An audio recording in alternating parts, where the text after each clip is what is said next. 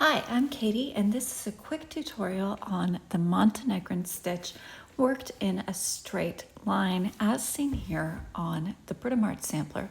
Montenegrin stitch is a wonderful stitch that gives a very beautiful, subtle, almost rope-like texture, and it's not difficult to work in a straight line. The real trick with Montenegrin stitch is changing directions.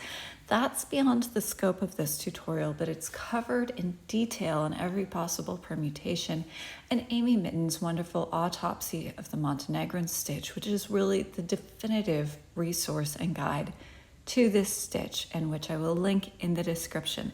However, I wanted to just quickly demonstrate this for you today so you can get a look at the mechanics of the stitch. It's really nothing to be scared of.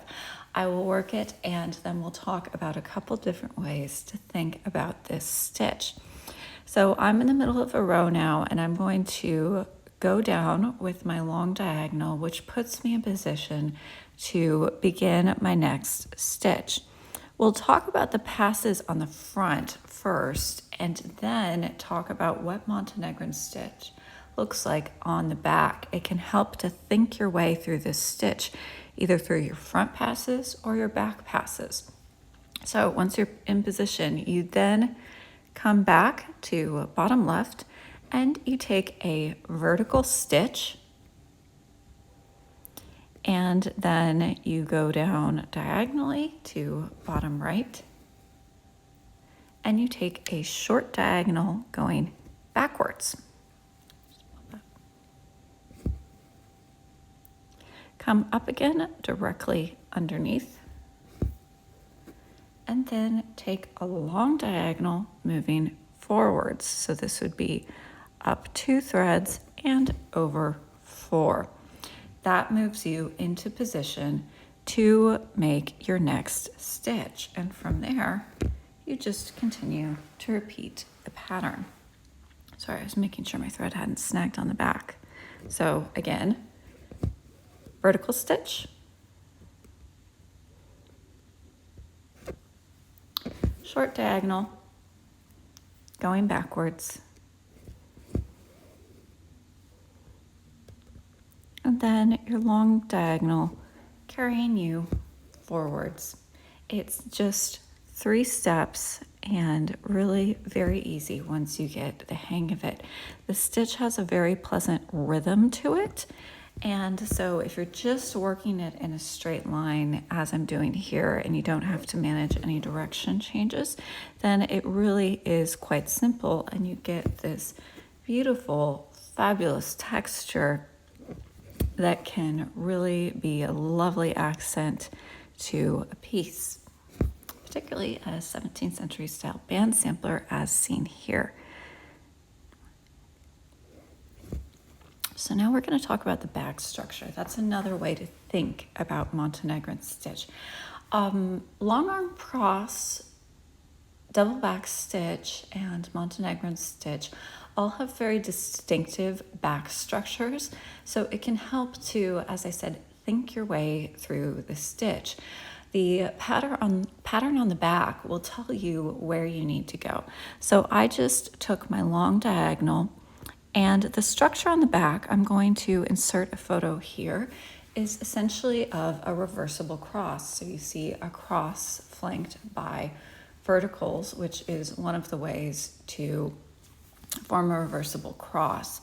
Sorry about that, technical difficulties for just a second. So I work multiple passes on the front, which keep the verticals on the back as seen on the dark green stitching here, which is worked in reversible cross. You can also move that pattern to the front.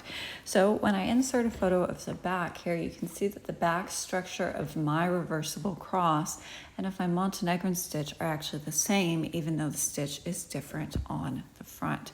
So with that, let's do this stitch again, taking a look at how you form your passes on the back to get that distinctive back structure. I'm just going to move into position again because it's easiest to start from the beginning.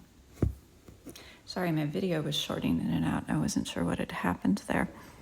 Okay, so when I go down with my long diagonal, I'm going to come up again for my vertical at bottom left. This creates a downward sloping diagonal on the back, which is the first leg of your reversible cross on the back. Then when I come into position with my vertical and then come back up again, bottom right, that provides your second leg of the cross. So I've just completed my cross. And then when I come down top left and emerge bottom left to be in position for my long diagonal, now I'm adding the vertical that you see on the back structure. So I actually find it easiest to think about the passes on the front. However, everyone's different. You might find it easier to think about the structure that you're creating on the back. So just visualize that distinctive back pattern and think about the cross flanked by verticals that you create with the back structure. One more thing about Montenegrin stitch in this application would be how you end a row. So as seen here, that requires compensating stitches. A compensating stitch is actually quite simple. It's a partial stitch that is not officially part of the stitch path, but that you add to create the illusion of a complete stitch path. So you wouldn't want to close with just that long diagonal. It doesn't give you a finished looking edge. There would be two ways to close the Montenegrin stitch if you're just ending in a straight line as seen at the top of that row. You could close just like this with your short diagonal.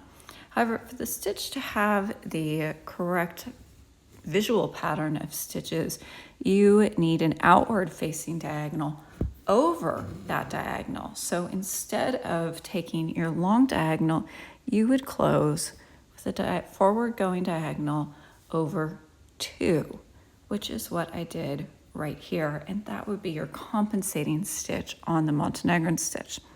As I am not yet at the end, I am going to continue with my stitch pattern, continuing to work long diagonal,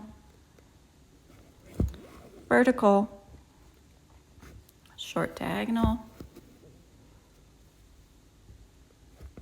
and then long diagonal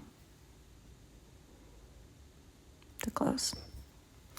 I hope that that helps you as a brief introduction to the Montenegrin stitch, which is a wonderful, wonderful stitch and certainly nothing to be scared of. Just practice, and once you really get the hang of the stitch, you get into the rhythm, you'll find that it's actually very, very pleasant to work. I'll see you again on my next floss tube, and until then, happy stitching.